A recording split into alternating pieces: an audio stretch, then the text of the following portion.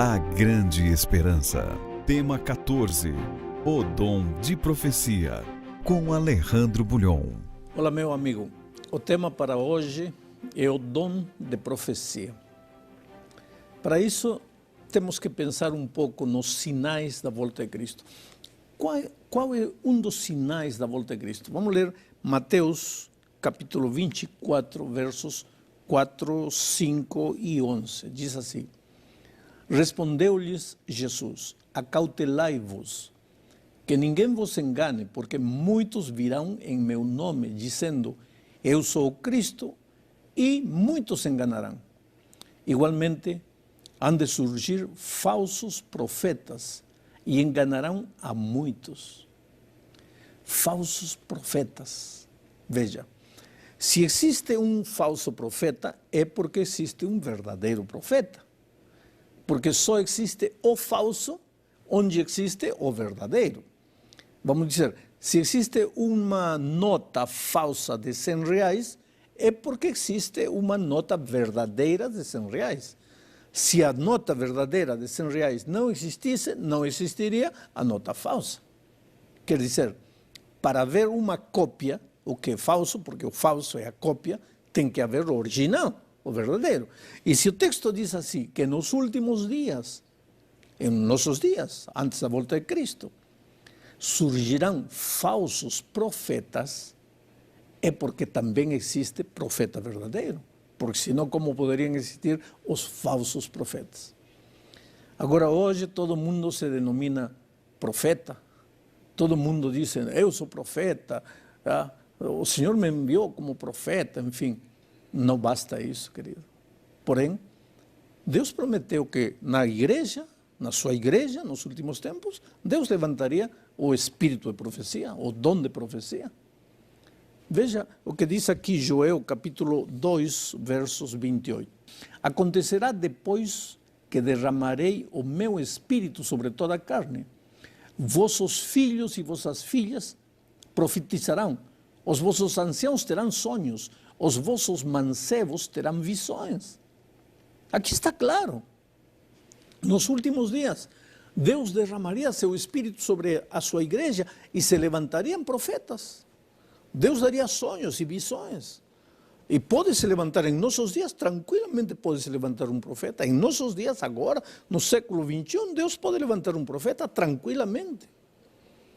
A minha pergunta é, e como sabemos quem é profeta verdadeiro, quem é profeta falso? Porque não basta dizer, eu sou profeta. Amanhã eu posso dizer, Deus me deu um sonho, Deus me revelou, eu sou profeta da igreja.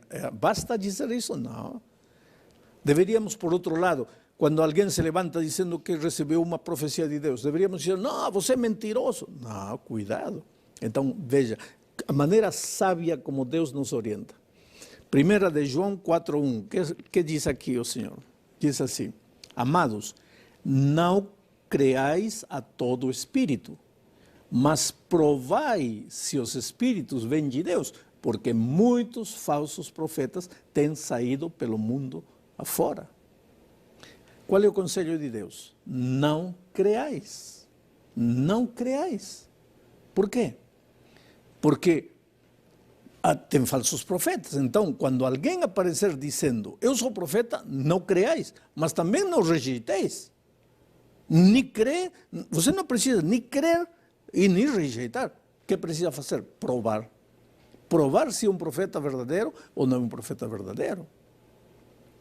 Agora, qual é a maneira correta de provar? Eu vou mencionar pelo menos 4 maneiras como se poderia provar se um profeta é de Deus ou não é de Deus. A primeira maneira está aqui em 1 de João, capítulo 4, verso 2. Diz, nisto conhecereis o Espírito de Deus. Todo espírito que confessa que Jesus Cristo veio em carne é de Deus. Primeira prova. O homem que diz, ou a mulher que diz que é profeta, tem que confessar que Jesus Cristo é Deus encarnado. Agora, se alguém se levanta dizendo, eu sou profeta, mas em seus escritos, em seus ensinamentos, naquilo que ele fala, dá a entender que Jesus não é Deus, ou dá a entender que Jesus não é Deus encarnado, então já pode pode tirar esse rapaz para lá, porque esse não é profeta de Deus, porque a primeira evidência, a primeira prova de que um profeta é profeta de Deus é que tudo que escreve, fala ou ensina tem que confessar que Jesus é Deus encarnado. Segunda prova, está aqui em São Mateus, capítulo 7, versos 15 e 16. Guardai-vos dos falsos profetas que vêm a vós disfarçados de ovelhas, mas interiormente são lobos devoradores. Pelos seus frutos os conhecereis. Colhem-se porventura uvas dos espinheiros ou figos dos abrolhos? Que está dizendo aqui o Senhor Jesus? Que uma das maneiras de conhecer a um profeta verdadeiro é por seus frutos. Que frutos produz? Chega o profeta na igreja, divide a igreja, qual é o fruto? Divisão ou unidade? O verdadeiro profeta teria que unir a igreja. O falso profeta divide a igreja. Qual é o fruto? Você observa a vida do profeta, daquele que diz que é profeta. Vê mentira, dá um cheque sem fundo, espera um pouco. Como que vai ser profeta? Porque o verdadeiro profeta, pois seus frutos são bons. Ele prega, e quando terminou de pregar, ele vai. Aí a igreja, em lugar de ficar amando mais Jesus, comprometida mais com a missão, respeitando mais a liderança, fica revoltada com a liderança, mais idolatrando ao profeta que ao próprio Senhor Jesus. Que fruto é esse? Cuidado, então. Até aqui já vimos duas evidências de um profeta verdadeiro. Primeiro, tudo que fala, tudo que escreve, tudo que diz, confessa que Jesus Cristo é Deus, que se encarnou e veio a esta terra. Segundo, seus frutos. Vamos observar os frutos. Mas não basta isso. Tem uma terceira prova, e está aqui em Isaías, capítulo 8, versículo 20. Diz assim: a lei e o testemunho, se eles não falarem segundo esta palavra, nunca lhes raiará a alva. Quando um profeta aparece dizendo que é profeta, vamos ver. Aquilo que ensina está de acordo com a palavra de Deus? Está de acordo com a lei? Ou então o profeta chega e diz: não, Deus me revelou que a lei não serve já. Deus me revelou que a lei já acabou na cruz do Calvário. Espera um pouco. Não está claro na lei, na palavra de Deus, que a graça é graça e a lei é lei. E que o cristão na vida dele precisa a graça para salvá-lo e a lei para mostrar-lhe seu pecado. Não está claro. Como é que o profeta agora vem dizendo: Deus me revelou que já a lei mudou? Espera um pouco. Não pode ser assim, porque Deus é eterno.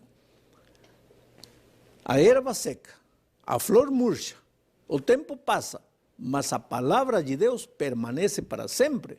Então, nenhum pretenso profeta tem o direito de dizer: já mudou.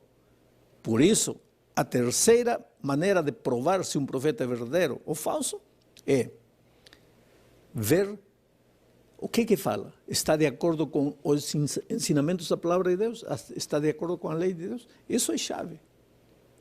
Mas tem uma quarta maneira de provar um profeta, e está aqui em Deuteronômio, capítulo 18, versos 21 e 22.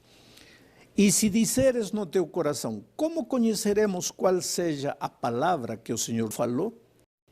Quando o profeta falar em nome do Senhor e tal palavra não se cumprir, nem suceder assim, esta é a palavra que o Senhor não falou. Com presunção a falou o profeta, não o temerás. Oh querido, isto é interessante. Isto me impressiona a mim profundamente. O que está dizendo aqui Deus? Que quando um profeta profetiza e o que profetizou não se cumpre, pues está a evidência de que é um profeta falso. Agora, se ele diz algo e se cumpre, é profeta verdadeiro. Agora, para que um profeta seja verdadeiro, não tem que estar só uma das características na vida dele. Tem que estar as quatro juntas. E vou repetir as quatro. Primeiro, em seus ensinamentos, naquilo que prega, naquilo que ele escreve, tem que confessar que Jesus é Deus, vindo em carne a esta terra para salvar o homem. Segundo, os frutos da sua vida têm que ser frutos bons. Terceiro, Tudo que fala e tudo que ensina tem que estar de acordo com a palavra de Deus e com a lei. E quarto, quando profetiza algo, tem que se cumprir. Quando essas 4 características estão juntas na vida do profeta, então pode crer que esse é um profeta verdadeiro. Não importa a pessoa que se levanta dizendo que é profeta, vamos observar a vida. Agora eu te digo uma coisa, entre parênteses, geralmente aquele profeta que Deus levanta não anda dizendo sou profeta, mas a igreja percebe que é profeta. Mas essa pessoa tem que passar pelas 4 provas. Qual seria uma das características da igreja de Deus no tempo do fim? A igreja remanescente de Deus nestes dias. Qual seria uma dessas características? Apocalipse 12, 17 diz: E o dragão irou-se contra a mulher, e foi fazer guerra aos demais filhos dela, os que guardam os mandamentos de Deus e mantêm o testemunho de Jesus. E o que é o testemunho de Jesus? Apocalipse 19, 10 dá a resposta. Então me lancei aos seus pés para adorá-lo, mas ele me disse: olha, não faça tal, sou conservo teu e dos teus irmãos, que têm o testemunho de Jesus, adora a Deus, pois o testemunho de Jesus é o espírito de profecia. Portanto, na igreja de nossos dias, Deus vai levantar um profeta. Mas para reconhecer se esse profeta é verdadeiro, precisamos nós aplicar as 4 provas. Se passa, é profeta verdadeiro. Se não, não.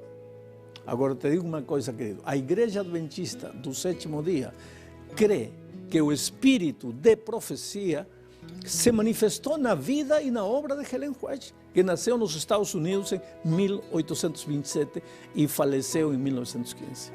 Sabe, ela realizou uma obra grande como escritora, como conselheira da igreja. No entanto, nenhuma doutrina da igreja foi tirada dos seus escritos. Pelo contrário, ela afirma o seguinte: os testemunhos escritos não foram dados para proporcionar uma nova luz, mas para impressionar devidamente no coração as verdades da inspiração já reveladas. Isso está em Testemunhos, volume 2, página 280. Outra citação: a Bíblia é a nossa régua de fé e doutrina. Isso está em Obreiros Evangélicos, página 262. Ellen White foi submetida a vários testes bíblicos sobre a autenticidade de um profeta e foi aprovada em todos eles. Viveu e ensinou de acordo com a palavra de Deus. Seus escritos estimulam o amor a Jesus e a obediência aos mandamentos e nos orientam a compreender melhor a Bíblia. Ela sempre confessou que Jesus Cristo veio em carne. Também foi aprovada em testes físicos. Durante as visões, perdia a força natural e recebia força sobrenatural. Mantinha os olhos abertos e não respirava. Em certa ocasião, ela segurou uma Bíblia de 8 quilos no braço, estendido à altura do ombro. Ellen White viveu 88 anos. Recebeu mais de 2.000 visões e sonhos e escreveu mais de 100.000 páginas, que daria assim uma montanha do chão até aqui. Ocupa o 4º lugar entre os autores mais traduzidos do mundo, tendo seus escritos sido divulgados em mais de 150 idiomas. Suas obras mais conhecidas são Vida de Jesus, Caminho a Cristo, Desejado de todas as nações, O Grande Conflito, enfim. Oh, querido, eu dou testemunho da minha experiência. A Bíblia tem me mostrado, mas os escritos de Ellen White têm me ajudado a entender muitas coisas que não estava entendendo na Bíblia. Há um livrinho dela chamado Caminho a Cristo. Eu sou um apaixonado por aquele livrinho.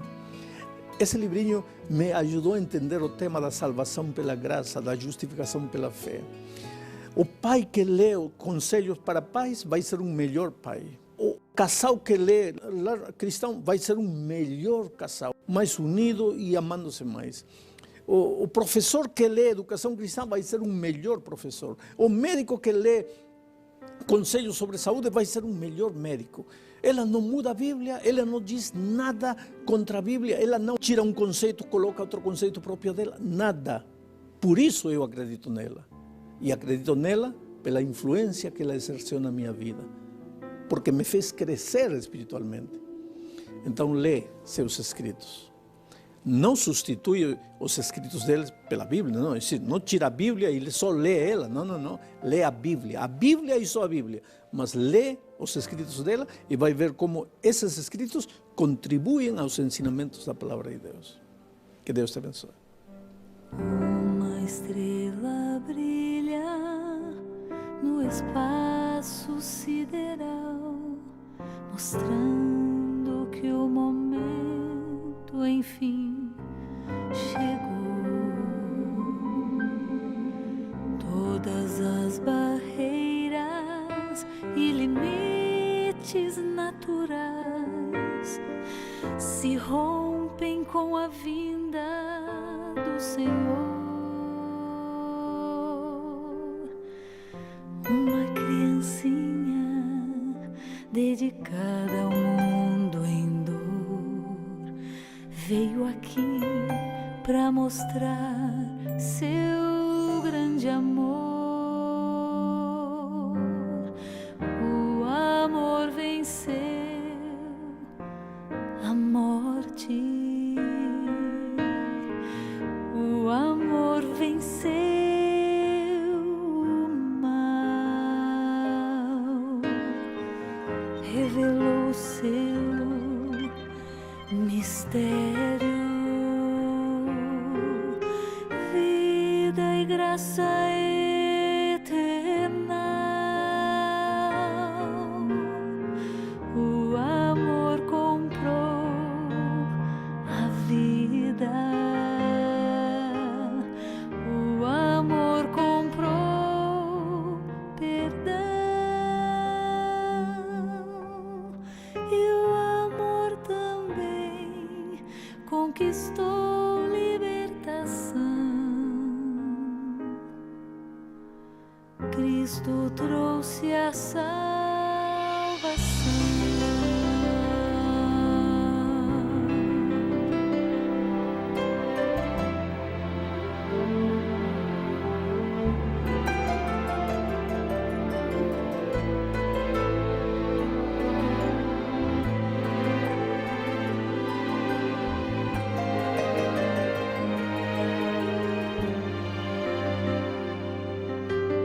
Uma nuvem branca vai surgir no céu azul, trazendo a criancinha de Belém. Não é mais menino, ele agora é Rei dos Reis e vem para resgatar os que são seus. Ele é coroado pelo Pai, o Deus Jeová, para sempre com justiça reinará. O amor venceu a morte. O amor venceu o mal, revelou o seu mistério, vida e graça eterna. O amor comprou a vida. O amor comprou perdão. E o amor também conquistou libertação. Cristo trouxe a salvação. Deus de amor, Deus de poder, prepara minha vida para que eu possa te receber. Eu quero estar pronto para te encontrar e naquele dia quero te abraçar.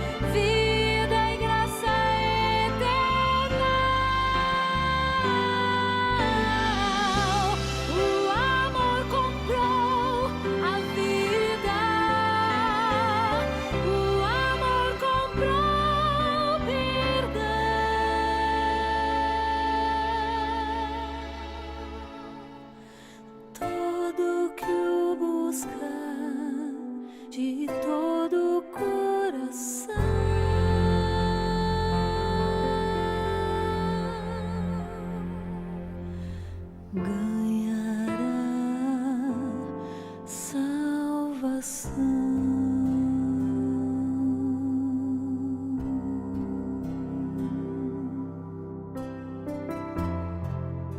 Um dos assuntos mais sérios de lidar com eles é como administrar a nossa vida, como lidar com as nossas finanças, com o cuidado do corpo, do nosso tempo, e esse será o estudo que o pastor Bulhon apresentará na sequência. Enquanto você se prepara e medita no tema de hoje, eu quero orar com você. Querido Pai, obrigado pelo teu amor e bondade. Obrigado porque a tua palavra nos faz avançar cada vez mais na compreensão da tua mensagem e do plano que o Senhor tem para a nossa vida. Abençoa, Senhor, esse teu filho que agora toma a sua decisão diante de Jesus. Conserve-o em teus braços de amor, pois é em nome de Jesus que pedimos. Amém.